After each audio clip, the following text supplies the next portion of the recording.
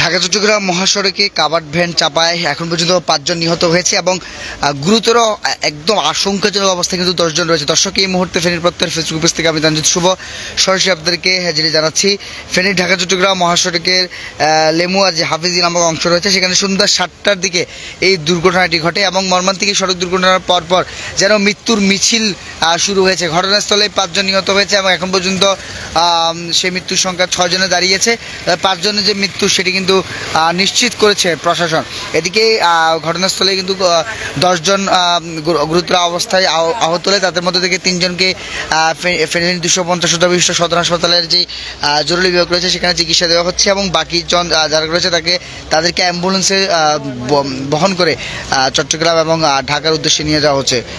আমরা যাদেরকে মূলত জানিয়ে রাখি, চট্টগ্রাম থেকে একটি পিকআপে 14 থেকে 15 নির্মাণ শ্রমিক ঢাকা যাচ্ছিলেন এবং ঢাকা চট্টগ্রাম মহাসড়কের ফেনীর হাফেজি এলাকায় পৌঁছালে পেছন থেকে একটি গাড়ি ধাক্কা দিলে পিকআপটি তৎক্ষণাৎ সড়কে উল্টেছে এবং এতে পিকআপে থাকা শ্রমিকরা সড়কে ছিটকে পড়লে পেছন থেকে কোনো একটি কাভার্ড ভ্যান তাদের চাপা দেয় এবং এই ঘটনাস্থলেই কিন্তু 5 শ্রমিকের মর্মান্তিক মৃত্যু হয়েছে এবং এর পর্বে 10 জন আহত রয়েছে এবং আহতদের উদ্ধার করে কিন্তু হাসপাতালে এই মুহূর্তে যে চিকিৎসা তাদের সেটি নেওয়া হচ্ছে এবং বাকিদেরকে যাদের গুরুতর আহত রয়েছেন তাদেরকে উন্নত চিকিৎসার জন্য চট্টগ্রাম এবং ঢাকার উদ্দেশ্যে নিয়ে যাওয়া হচ্ছে এবং এই আহতের সংবাদ শোনার পর বাকি যে সকল শ্রমিকরা রয়েছে তারাও কিন্তু এখানটায় ছুটে এসেছেন।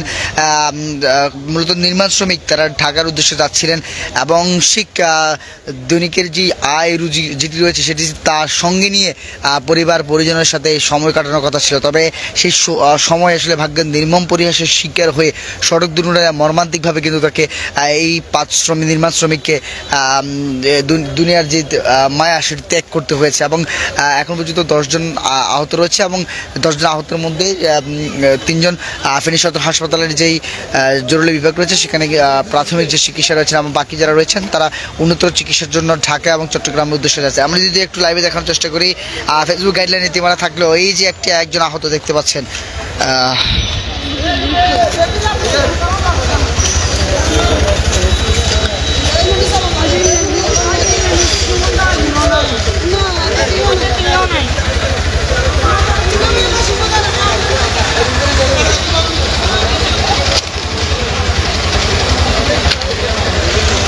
দর্শক, আমরা এখন পর্যন্ত যে 5 জন